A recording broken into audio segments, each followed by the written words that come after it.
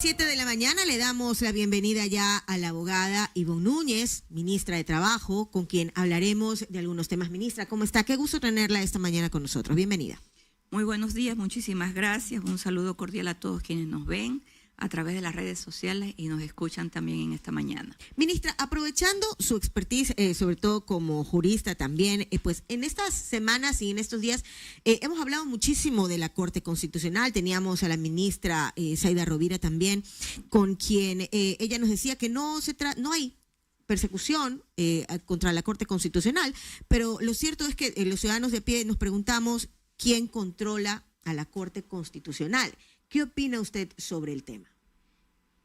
Yo lo que le puedo decir es que la Corte Constitucional actual, el diseño fue un diseño correísta y yo siempre lo titulé como el círculo de oro jurídico, de tal manera que al controlar la Corte Constitucional, cualquier discrepancia, cualquier motivación directamente dirigida por Carondelet a la Corte Constitucional iba a obtener los resultados que ellos querían. Pero la Corte Constitucional bajo este diseño ha tenido sendos escándalos. Le voy a citar solo dos escándalos. Un escándalo relacionado al pago de los ex trabajadores de cervecería.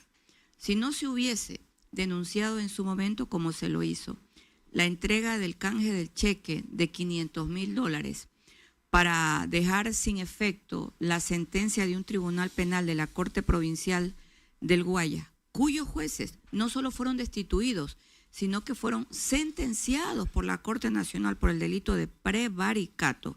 Si no se hubiese logrado esa denuncia a los ex trabajadores de cervecería, nunca se los hubiese podido pagar un solo centavo. Hubiesen quedado burlados. Otro escándalo de la Corte Constitucional bajo este diseño. Ya una integrante juez, la doctora Pamela Martínez, que fue vicepresidenta de la Corte Constitucional, fue sentenciada por delincuencia organizada. De tal manera que, evidentemente, el diseño de esta Corte Constitucional, que no tiene control, que no se autocensura, que no está sujeta a fiscalización alguna, responde a un interés diseñada desde el año 2008. Además, la Corte Constitucional ha pasado por diferentes fases desde su creación, por fases incluso de no existencia en Ecuador. Y la misma ex Corte Suprema de los años 70 e inicio de los 80 tuvo una sala especializada de temas constitucionales, porque no había Corte Constitucional. Para los años 80 se diseñó el Tribunal Constitucional. Posteriormente, incluso un tribunal constitucional fue destituido en su integridad total. Todos los jueces de ese tribunal constitucional, que en ese momento lo presidía el doctor Santiago Velázquez y del cual formaba parte el mismo doctor Enrique Herrería, fue cesado de funciones por parte del Congreso Nacional, como se llamaba en su momento, en la época del expresidente Lucio Gutiérrez. Pero ¿qué es lo que sucede en el fondo con la actual Corte Constitucional? Yo creo que el punto álgido del gran problema de la Corte Constitucional actual es haber declarado posterior a un año que esta declaración que hiciera en su momento el presidente Daniel Noboa Sin del conflicto interno, la Corte Constitucional en este año, en febrero del 2025, la declaró inconstitucional y con una decisión que resulta absurda. Quiero señalar aquí lo siguiente. La Corte Penal Internacional, en un famoso caso de la ex Yugoslavia, definió qué significa un conflicto interno, tal como lo señala el estado de excepción y también el decreto ejecutivo del presidente Daniel Noboa del año pasado, de febrero del 2024, a raíz del problema de Canal TC Televisión. La Corte Penal Internacional dice que cuando un país está en constante búsqueda de la paz, porque existe un conflicto interno, es normal y legal que el Estado lo declare. Si existe entre un grupo armado conflictividad contra el Estado, hay un conflicto interno. Si existe conflictividad entre los grupos armados, hay un conflicto interno. Siempre y cuando el Estado busque la paz como parte del progreso y del desarrollo del Estado, la declaratoria de conflicto interno es pertinente. Sin embargo, la Corte Constitucional, con voto de mayoría, a excepción del doctor Enrique Herrería, de la doctora Teresa Nuque y también de la doctora Corral, jueces que ya no están en la actualidad en la Corte Constitucional, declararon inconstitucional la declaratoria del presidente Daniel Noboa del conflicto interno, al haber él señalado que frente a la existencia de 20 grupos armados pertenecientes al crimen organizado y entre los niveles de conflicto que habían en el Ecuador para febrero del año 2024, la declaratoria era prudente a fin de poder darle permiso a las Fuerzas Armadas y a la Policía Nacional a que operen bajo este tipo de declaratoria.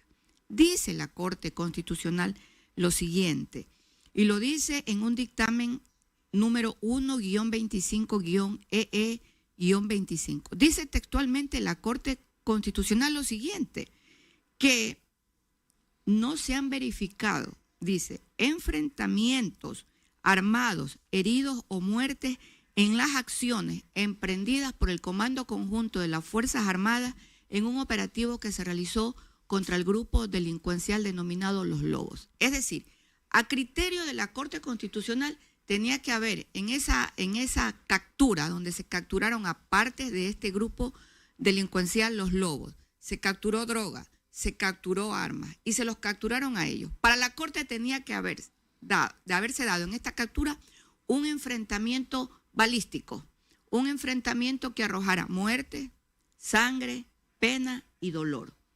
Bajo esa consideración, evidentemente, llama muchísimo la atención cómo la Corte Constitucional puede determinar un hecho que ante los ojos no solo de los ecuatorianos, del mundo entero, nosotros vivimos un conflicto interno. Entre las bandas se matan a diario, entre las bandas se acusan, se delatan y las Fuerzas Armadas evidentemente tiene que rendir informe de cada una de sus actuaciones, al igual que la Policía Nacional. Pero aquí no queda lo grave de este dictamen. Lo grave va más allá, porque la Corte Constitucional determina que las principales instituciones del Estado, Fiscalía General del Estado, Presidencia de la República, Corte Nacional de Justicia, Defensoría del Pueblo, Consejo Nacional de la Judicatura y más instituciones envíen delegados en un tiempo no superior a 20 días para constituir el equipo de seguridad que va a trabajar en el edificio de la Corte Constitucional. Mire, la Constitución de la República, no de ahora, de siempre, ha dado la parte del manejo de la seguridad del Estado al presidente de la República y a las fuerzas del orden. Este control que ha querido y pretende hacer la Corte Constitucional tenía una finalidad, porque este dictamen es del mes de febrero. Calculaban que la presidenta de la República iba a ser la candidata opositora al presidente Daniel Noboa. Por eso dice que la Corte entonces está ideologizada, está desbalanceada, tiene una tendencia política. Tiene rasgos políticos. Y yo le voy a decir algo, porque este es un hecho muy cierto. Ningún juez deja de tener pensamiento propio y pensamiento político, porque las acciones de un ser humano evidentemente tienen una conducta con tinte político. Y la Corte Constitucional, esta Corte que ha sido muy activista, yo recuerdo la sentencia sobre el matrimonio igualitario. Que en la Constitución dice que el matrimonio es entre hombre y mujer. La conclusión para decidir con el juez ponente, que es el juez Ramiro, que era en ese momento el juez Ramiro Ávila y que ya no lo es porque salió en el sorteo de hace 6 años. Cuando él desarrolla la sentencia, él hace un ejercicio de control de convencionalidad sobre una consulta del Estado de Costa Rica a la Corte Interamericana sobre justamente matrimonio igualitario. Una consulta es eso, una consulta, no es una sentencia. La doctrina del control de convencionalidad que él utiliza es errada, porque él dice que esa consulta donde la Corte Interamericana le dice al Estado de Costa Rica que sí es posible esa unión entre hombre y mujer, no solo de hecho, sino también de manera legal. Él la utiliza para poder dar paso a el matrimonio igualitario. Y no solo eso, dice que el artículo 11 de la Constitución de la República discrimina en factor de sexo para no poder dar paso a el matrimonio O sea, igualitario. él cuestiona la Constitución. Él cuestiona la Constitución al artículo 11, si hay que leer la sentencia de Ramiro Ávila. Pero yo voy más allá. Los jueces que se opusieron a este criterio de matrimonio igualitario, encabezado por el doctor Hernán Salgado, que estos días también ha tenido mucha actividad en los medios de Porque comunicación. defiende a la hija que está trabajando en la Sí, Corte pero él dice Constitucional. algo. Él le dice a Ramiro Ávila que vaya a leer hermenéutica jurídica. El mismo expresidente de la Corte Constitucional cuestiona al juez de esta estructura constitucional, de este tipo de alta corte como es la Corte Constitucional. Le dice, vaya a leer hermenéutica jurídica porque usted no sabe interpretar la Constitución de la República y las normas jurídicas. Y además le dice, una consulta como la consulta que realizó el Estado de Costa Rica no es igual a un control de convencionalidad y no es igual a sentencia. Estos han sido los debates que han mantenido los jueces de la Corte Constitucional. Esa sentencia evidencia un activismo que está bien que se lo tenga, pero cuando usted emite y escribe una sentencia, tiene que hacerla de conformidad, por lo menos en materia constitucional, de conformidad a lo que señala la Constitución. Puede ser activista y puede ser juez de la Corte Constitucional al mismo tiempo. No puede ser tener parte y pedazo y tener la decisión final, porque sería anormal. Entonces mejor ya cerremos las puertas y que decidan todo lo que nos tiene que decir. El punto que la ciudadanía a veces no entiende y no entendemos en muchas ocasiones es que la Corte Constitucional se atribuye que nosotros necesitamos cosas que ni siquiera la hemos pensado, como esa de los niños trans, que le ordena al Ministerio de Educación acompañar a los niños de 5 o 6 años a trasladarse de un sexo a otro si se identifican niño a niña, y que los obliga el Ministerio de Educación a que hagan ese acompañamiento. Entonces, pero no es el pensamiento de los ecuatorianos, ni nadie estaba pensando en ese momento de que ocurría dos casos expuestos muy diferenciados. Entonces, no es lo que nosotros representamos, ni nos ha consultado, ni nadie nos ha preguntado. La Corte Constitucional soluciona o pregunta, él mismo se responde, él mismo contesta y él mismo resoluciona. Entonces, parece como que está más allá del bien y el mal. Por eso, al inicio de esta respuesta yo señalé que esa corte fue diseñada con un sello de oro a fin de que todas las decisiones que fueran al seno de la Corte Constitucional ya tenían decisiones previas. ¿Para qué insistir en entonces lo las que ellos ya decisiones decían? previas de dónde eran emanadas. Eran emanadas del Palacio de Carondelet. El diseño de esa corte es un diseño político y evidentemente contradice cualquier funcionamiento de una alta corte como una corte constitucional. Y la Constitución, ministra, también, la Constitución actual que tenemos también da pie a que se generen este tipo de interpretaciones que el ciudadano de a pie ya está cansado de escuchar decisiones, fallos de la Corte en donde siempre son en pro de los delincuentes, y cuando la ley se tiene que aplicar en contra del delincuente, pues ahí sacamos todas las garantías. Pero cuando es a favor del ciudadano, como en el caso del conflicto armado interno, ahí sí viramos la interpretación de la ley. ¿Qué es lo que está pasando? Por ejemplo, los artículos del conflicto armado interno suspendidos. La Corte Constitucional suspende estos artículos dentro de la Ley de Solidaridad Nacional y nos pone un candado, le pone un candado en este caso al gobierno, a los ministros, que nos perjudica a los ciudadanos, pero beneficia en su totalidad al crimen organizado. ¿Cómo entender eso, ministra? Yo creo que la composición mayoritaria de la Corte Constitucional actual le falta una lectura, no solo nacional de lo que es un conflicto interno, sino una lectura internacional. Un juez debe tener la preparación suficiente, incluso en materia de derecho internacional, porque el Ecuador vive una situación que a todas luces evidentemente refleja la conflictividad de las bandas delictivas que le han hecho mucho daño al Ecuador. Y hay solo un resultado que yo voy a citar respecto a la conflictividad. Las bandas, el crimen organizado permeó el sistema judicial. Y hay jueces que han sido sentenciados y han aceptado la culpa de haber recibido dinero del crimen organizado. Parece que esta lectura no la tienen los jueces de la Corte Constitucional. Por eso yo los invito a que lean no solo las noticias a diario que reflejan la vida del Ecuador, sino que lean den repaso al derecho internacional y le den repaso al Convenio de Ginebra, que destaca exactamente lo que significan los conflictos internos, y que lean la Carta de Naciones Unidas, el artículo 7, de cómo se advierte que los estados puedan enfrentar el crimen organizado. Desde el año 2001, Naciones Unidas ha advertido la posibilidad del crimen organizado a desarrollarse en el mundo entero y le dice a los estados, prepárense a través de legislaciones que puedan fortalecer la seguridad nacional. Y estoy hablando de una carta internacional como es la Carta de Naciones Unidas. ¿Por qué en el Ecuador podemos cuestionar a los ministros, podemos preguntarle al presidente, podemos preguntarle a los asambleístas, pero los miembros de la Corte Constitucional son impermeables, no salen a dar explicaciones, no responden a nadie?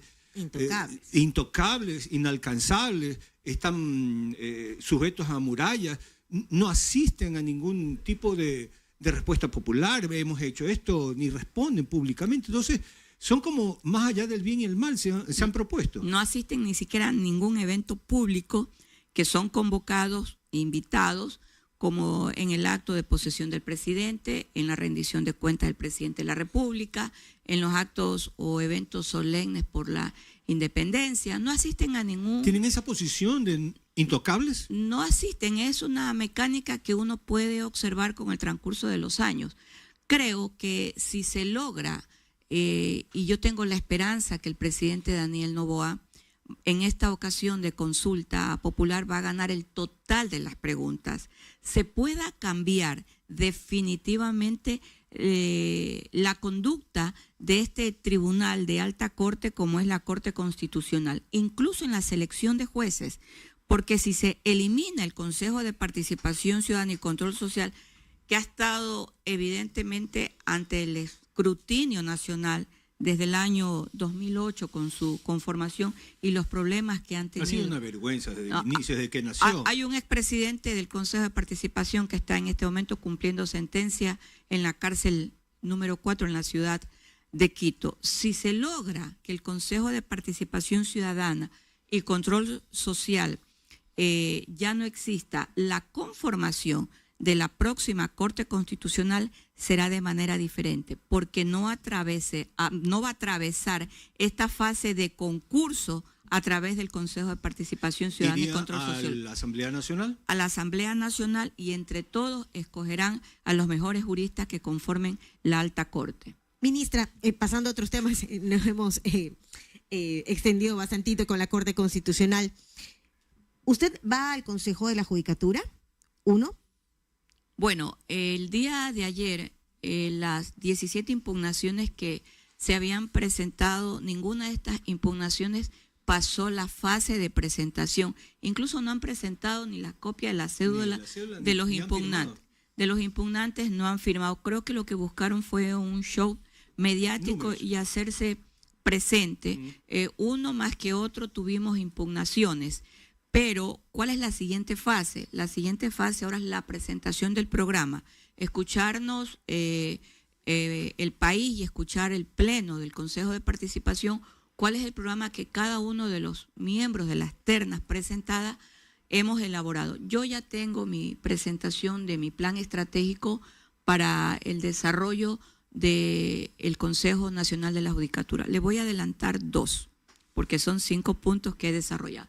El primero, voy a incentivar y a buscar, y lo voy a conseguir, la independencia de la Fiscalía General del Estado. Porque la Fiscalía General del Estado fue cooptada en el año 2011 mediante la consulta popular del expresidente Correa. Él mismo lo dijo que le iba a meter manos a la justicia. Y la Constitución de la República establece que la Fiscalía General del Estado es un ente, es una institución, pero no es parte del Consejo de la Judicatura. Yo siempre dije, no podía creer que el Consejo de la Judicatura administrara el sistema judicial tal como lo establece la Constitución, eso está bien, pero que llegara a administrar a la Fiscalía del Estado, nombrar a fiscales, sancionar a fiscales, disponían el traslado de los fiscales de acuerdo a los casos que les interesaba manejar y archivar en la época del correato. No solamente el tema de la Fiscalía, hay que ir por la independencia de la Defensoría Pública, que también es un ente particular dentro de la estructura del Estado. Independiente. E independiente, no debe estar sujeta, por tanto, a control del Consejo Nacional de la Judicatura. Hay que derogar estas disposiciones que se encuentran en el Código Orgánico de la Función Judicial. Y el segundo punto que voy a proponer, si logro ser seleccionada, electa y posesionada como miembro vocal del Consejo Nacional de la Judicatura, es la evaluación inmediata de los jueces en el Ecuador. Evaluación última que se realizó en el año 2015. Es decir, tenemos más de 10 años que los jueces en Ecuador no han sido evaluados, a excepción de una evaluación particular que se le hizo a la anterior Corte Nacional de Justicia, después de la cual resulta esta Corte Nacional actual. Ministra, el día de ayer, solo una apreciación nada más rapidita que nos escriben acá. Hubo una marcha de ex trabajadores de CENEL sobre la Avenida del Bombero, reclamando ellos el tema del contrato colectivo y a su vez pidiendo la salida del abogado Erazo. ¿Qué criterio tiene de esta información que ha circulado también? Mire, yo leí anoche, en efecto, la noticia que usted en este momento acaba de expresar. Entiendo que el tema de los trabajadores de la CENEL. Corporación Nacional Eléctrica del Ecuador tiene varias aristas. Una de esas aristas es el tema relacionado al cumplimiento del contrato colectivo.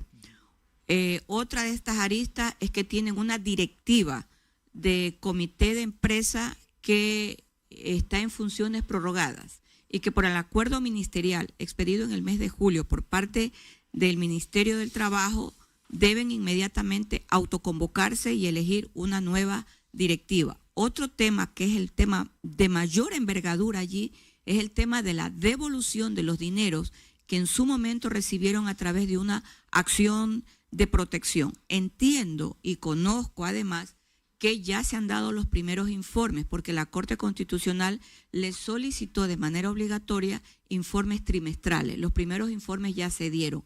Y de la lectura que yo he tenido a través de los medios de comunicación, empezarían a hacer los descuentos en este último trimestre del año 2025. Ministra, la Feria Nuevo Empleo que se realiza hoy en Guayaquil.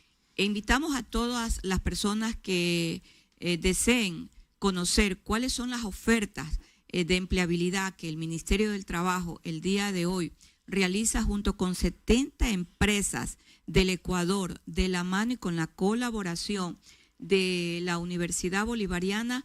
Pueden acudir a las instalaciones que están ubicadas en la Ciudadela Atarazana, al Instituto Tecnológico Bolivariano. Tenemos 1.500 vacantes para un total de 70 empresas que ofertan estos puestos de trabajo de manera directa. Así que los vamos a esperar el día de hoy a partir de las 9:30 de la mañana y el día de mañana también. Tenemos 2 días de Feria de Empleabilidad aquí en la ciudad de Guayaquil. Hasta las 4 de la tarde. Hasta las 4 de la tarde. Después de estas ferias, ¿a qué otras ciudades se movilizan? Nos vamos a movilizar a Cuenca y también nos vamos a movilizar a Machala, donde ya tenemos conversación con varios empresarios para que también nos permitan poder aperturar las ferias de empleabilidad. Ministra, antes de que, sé que tiene su agenda súper apretada, pero antes de que culminar esta entrevista, ya en el portal del Ministerio hay un acuerdo ministerial para reforzar la prevención, discriminación, violencia y acoso laboral en el sector público, pero tengo entendido también que se va a extender al sector privado. Sí, esta es una obligación que tenemos que cumplir y que la dispuso la Asamblea Nacional el año pasado cuando reformó algunos artículos del Código de Trabajo y le hizo extensiva también algunas disposiciones a varios artículos relacionados al acoso laboral. El Ministerio de Trabajo ha cumplido ya con la emisión del reglamento de acoso laboral, no discriminación y abuso sexual en el sector público. El día viernes el Ministerio emitirá para el sector privado. Y aquí le quiero comentar algo. En una de estas famosas sentencias de la Corte Constitucional, en el año 2021, la Corte también le solicitó al Ministerio del Trabajo que emita el respectivo reglamento para estas dos áreas importantes de trabajo. El anterior ministro era arquitecto, entiendo que por eso no hizo el reglamento, pero yo ya informé a la Corte Constitucional de este primer reglamento. Este reglamento tiene 3 escalas y se las voy a resumir muy cortita. La primera, la parte procesal de protección de quien presenta la denuncia. Se protege al denunciante y se protege al denunciado. Tiene que haber en la parte probatoria prueba fehaciente, y uno de los requisitos de la prueba fehaciente es que el acto denunciado como acoso laboral tiene que ser constante. También tratamos el tema de la desconexión laboral digital. Señalamos la clasificación con aquellas personas que realizan labores de confianza. Por ejemplo, en el sector público, que es donde está esta norma ya expedida, los trabajadores del sector público considerados SP1, SP2, servidores públicos de niveles de confianza. Claro. Con ellos se trabaja incluso cuando hay caso fortuito o fuerza mayor, que nosotros recurrentemente en el Ecuador la vivimos. Sector educación. De pronto existió algún tema de caso fortuito, fuerza mayor, hay que trabajar después de las 5 o 6 de la tarde para emitir las respectivas resoluciones. Lo mismo sucede con el Ministerio de Trabajo. Un tema de extremada importancia que está en el reglamento es la no discriminación cuando uno aspira a trabajar en el sector público. No se puede pedir prueba de embarazo, no se puede discriminar por su pasado sindical. Nosotros como Ministerio de Trabajo evidentemente tenemos que proteger este tipo de hechos. Y lo más importante, los 2 reglamentos han sido trabajados durante 8 meses de la mano de ONU Mujeres, de la Organización Internacional del Trabajo, de la Defensoría Pública y la Defensoría del Pueblo. Es decir, con personas especializadas que nos ayudaron a la construcción de este reglamento. Los conceptos están muy claros. ¿Qué significa un acoso laboral? Y cuando hay acoso sexual, la obligación del ente rector donde se realiza este tipo de situación que ha sido denunciada, presentarla de manera inmediata en la Fiscalía. Acoso significa recurrencia en un acto. Sí, y tiene... O sea, no tiene que ser connotación sexual, puede ser un acoso de otro tipo. Sí. ¿O solamente es acoso sexual? No, es acoso laboral.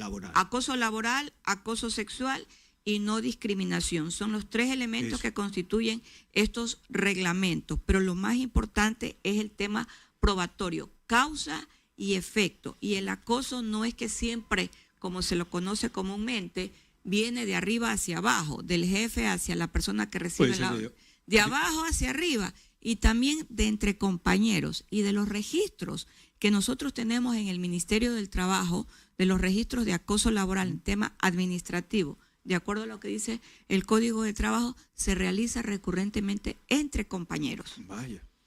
Muchísimas gracias, ministra. Siempre bienvenida. Gracias. Gracias a ustedes.